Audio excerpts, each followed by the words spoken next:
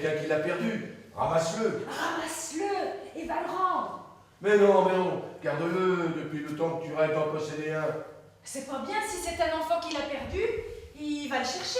Dernière répétition avant de monter sur les planches de la scène du théâtre Milandi pour les acteurs des Compagnons du théâtre. Ce week-end, vendredi, samedi et dimanche, la troupe constituée de 18 comédiens interprète pour la première fois 3 pièces d'une demi-heure afin de présenter aux spectateurs tout le panel de leur jeu.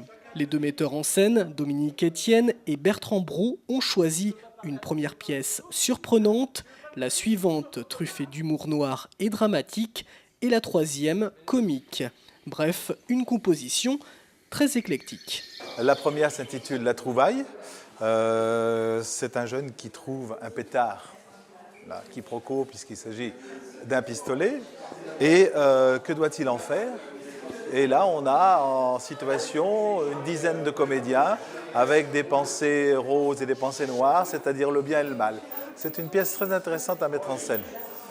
La deuxième pièce s'intitule Édouard et Agrippine de René Olbadia. Et c'est un poète français, académicien. Celle-ci est beaucoup plus, je dirais, dramatique, avec des répliques très incisives qui peuvent mettre les spectateurs dans une situation difficile parce que bon, c'est de l'humour noir en fait. Hein. Et puis la troisième pièce s'intitule À dur dur le théâtre. Là, c'est une bouffonnerie. C'est une mauvaise troupe qui joue d'une façon minable, n'est-ce pas? Une pièce où ils veulent mettre en scène Vidocq, l'histoire de Vidocq. Des représentations qui cette année revêtent un caractère particulier puisque les Compagnons du théâtre fêtent leur 90e anniversaire. Une exposition pour marquer cet événement a récemment permis aux comédiens d'aujourd'hui de découvrir l'histoire d'une des plus anciennes associations lucennaises. Ce que ça m'inspire, c'est presque une aventure. Parce que remonter toute la programmation de tout ce qui a pu se faire depuis 90 ans, c'était un travail énorme. Mais on a eu le plaisir de découvrir des pièces dont on ne savait même pas qu'elles existaient. Non, un vrai challenge et vraiment très content de pouvoir aussi réunir tous les anciens compagnons.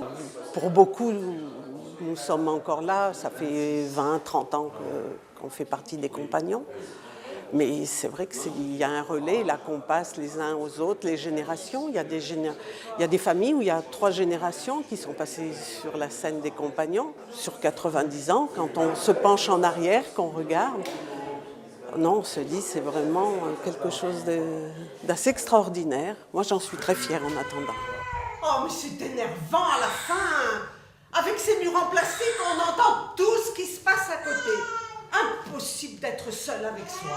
Il faut supporter la radio des autres, les enfants des autres, la chasse des autres, l'eczéma des autres, l'adultère des autres.